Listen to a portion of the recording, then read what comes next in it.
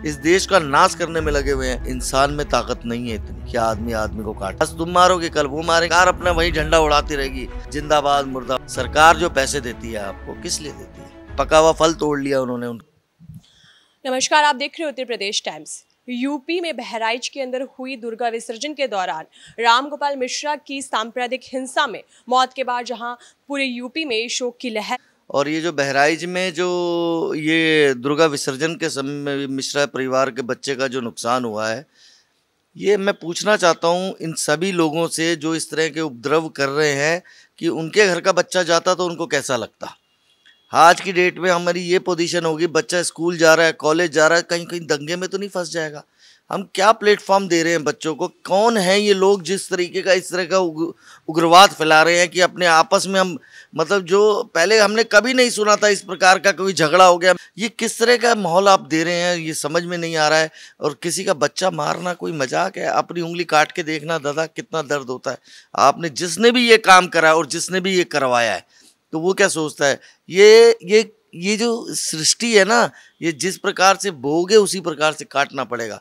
आज आपका गया है, कल को किसी और का जाएगा। तुम मजे लेते रहना बैठे बैठे, और जिसका बच्चा जाता है उससे पूछ के देखिए आप कितना परेशानी होती है। दुर्गा विसर्जन एक धर्म का काम है। आपका ईद उल फितर या जो भी आपके फंक्शंस हैं आप करिए, ये करते हैं क्या? ये कहाँ से पैदा कर रहे हैं आप लोग? क्या माहौल दे बना रहे हैं? इस देश का नाश करने में लगे हुए हैं। मेरी आपसे हाथ जोड़ के रिक्वेस्ट है कि इस प्रकार के माहौल को ना किया जाए, और जिसका बच्चा गया है उसके दर्द को आप महसूस नहीं कर पाएंगे।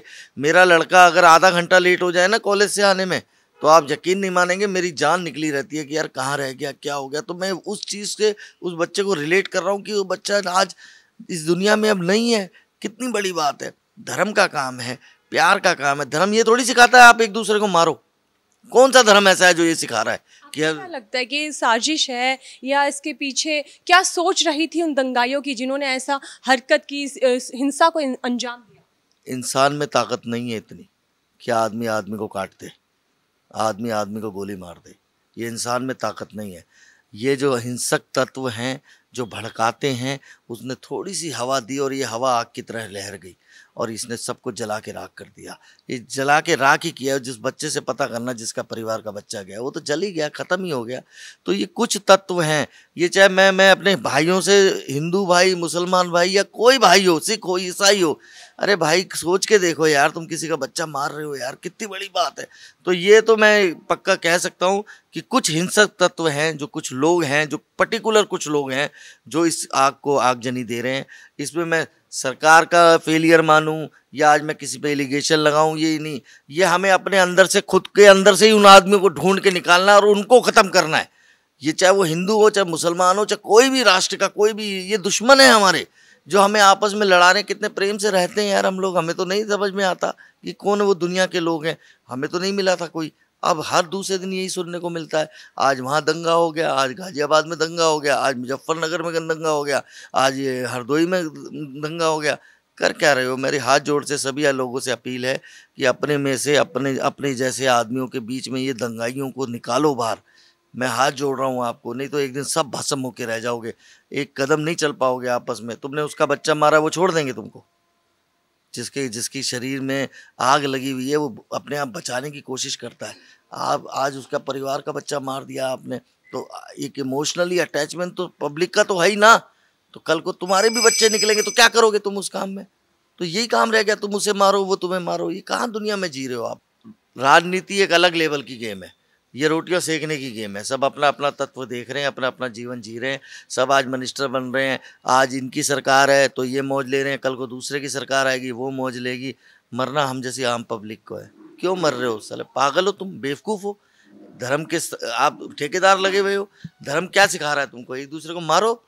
आज तुम मारोगे कल वो मारेंगे, कल वो मारेंगे परसों तुम मारोगे। यही काम करते रहोगे। सरकार अपना वही झंडा उड़ाती रहेगी, जिंदाबाद मुर्दाबाद, जिंदाबाद मुर्दाबाद। उनके धंधे चलते रहेंगे अपने।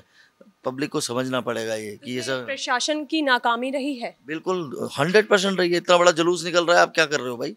आपको किस बात के पैसे दे रहे हैं? सरकार जो पैसे देती है आपको किस लिए देती है? सरकार इसीलिए देखती है ना, अमन चैन रहे। पब्लिक के पैसे से ही तो आप अमन चैन लाओगे। उसी के टैक्स में से पे करके वो पैसे से सब तुम्हारा। तो ये वहाँ की जो शासन था, प्रशासन था, जो भी था, मैं तो उसकी गलती मानता हूँ। उन्होंने अपनी ढील के कुताई करी। असला आया कहाँ से? आप यहाँ से थोड़ी दूर जाके देखो, आपको 10 बैरिकेड लगे हुए मिलेंगे, रोक रोक के पूछा जाता है। तो ये असला आया कहाँ से? सबसे बड़ी बात तो ये है। आप 10 मिनट गाड़ी में बैठ के 10 मिनट के लिए खड़े हो जाओ, 5 पुलिस वाले आके खड़े हो जाएंगे आपके पास। क्या कर रहे हो, क्या नहीं कर रहे हो? इन कामों के लिए आपके पास टाइम है और इस असले को ढूंढने के लिए टाइम नहीं है। असला आया कहाँ से? ये इस पर इंक्वायरी होनी चाहिए बाकायदा। ये प्रशासन की गलती है, 500% प्रशासन की गलती है। तो वहीं जो पीड़ित परिवार है उन्होंने सीएम योगी से मुलाकात करी और मुलाकात के बाद परिवार वालों की मांग है कि हत्यारों का एनकाउंटर हो उन्हीं की आंखों के सामने। तो वहीं उस भाई की बहन का भी ये कहना है कि हम खून के बदले खून की मांग करते हैं। उन्होंने मारा है, कल तुम मारो, परसों फिर वो मारेंगे, यही सब चलता रहेगा। इसकी गहराई को पकड़ो। ये है कहाँ? ये बीमारी की जड़ क्या है? ठीक है, उनका बच्चा गया है, वो ठीक है, उनका रोना बिल्कुल ठीक है कि भाई क्योंकि इस समय जो तेजना है, इस समय जो आग लगी हुई है, एक जवान बच्चा मारा है भाई, 22 साल का, कोई मजाक थोड़ी है। पका हुआ फल तोड़ लिया उन्होंने उनका घर सा। तो उनका बोलना बिल्कुल जायज़ है। लेकिन मैं इससे हट के कहना चाहूँगा कि वो जो कह रहे हैं वो उनका अपना अपना निजी पॉइंट है, क्योंकि जिसका हाथ कटता है दर्द उसी को होता है। लेकिन हम पब्लिक में मैं ये कहना चाहता हूँ कि इस तरह के लोगों को ढूंढो, निकालो और अपने हाथ से उनको खात्मा करो। ये तो बहुत खतरनाक काम है। ये बहुत खतरनाक काम है। आगे फ्यूचर में हमारा क्या देख रहे हो आप कहाँ जा रहे हो? आप देखो, आप एक दूसरे के मोहल्ले से नहीं निकल सकते हो। एक दूसरे वो कोई ब्राह्मण निकल रहा है तो अगर सपोज 4-5 भाई बैठे हुए हैं मुसलमान भाई, वो इस तरीके से घूर रहे हैं। जब कोई मुसलमान निकल रहा है, हिंदू इस तरीके से घूर रहा है, ये क्या तरीका है? इस तरीके से नहीं रहा जाएगा भाई। दिशा में जा रहा है हमारा समाज। हमारा जो समाज है इस समय, इसका मैं क्या बोलूँ? मैं आपको, मेरी समझ से बाहर है। क्योंकि जिस तरीके से काम हो रहे हैं इस दुनिया के अंदर, वो अलग ही लेवल के हो रहे हैं। आप पूरे वर्ल्ड को उठा के देख लीजिए, आप सब में आपस में लड़ रहे हैं, कोई अमन चैन नहीं। आदमी पैसा कमाता है 2 रोटी खाने के लिए, चैन की नींद सोने के लिए। अब वो नींद कहाँ है? हमें तो नहीं लगता किसी को नींद आ रही है। सब आपस में डर के बैठे हैं। बच्चा बाहर गया हुआ है या फैमिली का कोई बाहर गया हुआ है, उनका अब ये बच्चा बाहर जुलूस में गया था, आया लौट के। ऐसा हमारे साथ भी हो सकता है, ये उनके साथ भी हो सकता है। अगर आप समझो बात, ये तो किसी के साथ भी हो सकता है। इसको रोकना पड़ेगा मैडम। ये नहीं रोकेंगे तो आप लोग जी नहीं पाएंगे, घुट घुट के मरेंगे हम लोग। सरकार को क्या एक्शन लेना चाहिए? सरकार को इसके ऊपर सख्त एक्शन लेना चाहिए। इस कम्युनिटी के जो नुमाइंदार है, सबसे पहले उनको उठाओ, उनको लाओ। भाई ये आया कहाँ से बवाल का बच्चा? ये जो भी हिंसक प्रकृति के लोग हैं, जो इस तरह के भड़काऊ भाषण देते हैं, उनको लेके आया जाए और इस तरीके से बात किया जाए। अब आप हमसे भी पूछ रहे हो, मैं भी एक हिंदू समाज का रिप्रेजेंटेटिव हूँ, मैं भी एक मंदिर में बैठा हूँ, मैं भी एक धर्म की बात कर रहा हूँ। अब मैं इस तरह की कोई बात करी है आपसे मैंने? मैं तो यही कहता हूँ कि अमन चैन लाओ, अमन चैन लाओ, अमन चैन लाओ। ये कौन से ये खतरे में है, वो खतरे में, तुम बचा लोगे? कौन बचा लेगा इसको? हमें ही मिल मिल के बचाना पड़ेगा भाई, दोनों तरफ से, तीनों तरफ से, चारों तरफ से, हर तरीके से आपस में हम सब लोगों को भाईचारे के साथ से इसको निपटाना पड़ेगा। आप अपने बच्चों को इस दिशा में मत जाने दो कि वो कल को तुम्हारे लिए जान की आफत हो जाए। चाहे वो हमारा समाज हो, चाहे तुम्हारा समाज हो, या किसी का भी समाज हो। बच्चा बच्चा ही है, बच्चा समाज समाज है। घर की बहन बेटी बहन बेटी हैं, भाई भाई है, माँ माँ है, बाप बाप है। कौन बचाएगा? बाहर से कोई नहीं आएगा मैडम ऊपर चढ़ के। सरकार को बदनाम करने की कोशिश है। हो भी सकता है, ये कोई बड़ी बात नहीं। राजनीति है ना मैडम, इसमें जो मर्जी हो सकता है। आदमी किस स्तर पे गिर रहा है आप सोच नहीं सकते हो।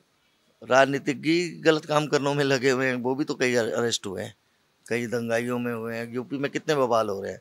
तो मेरा मकसद ये नहीं है। मेरा मकसद केवल ये है कि हम जितने भी सामाजिक लोग हैं, उनका दायित्व बनता है समाज को ठीक रखना।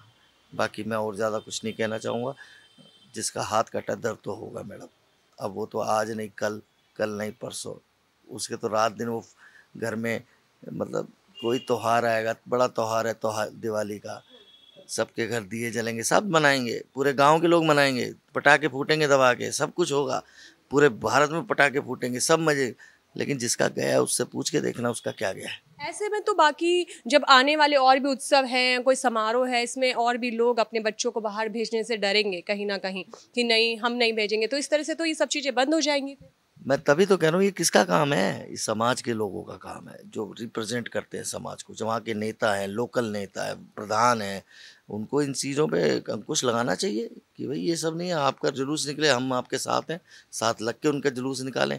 आपका निकलता है उनका समाज, आपको सपोर्ट करना चाहिए कि चलो भाई हम आपके साथ हैं, चलिए आप साथ मिलजुल के काम करेंगे तो ही जी पाएंगे मैडम, नहीं तो निकलना भारी है।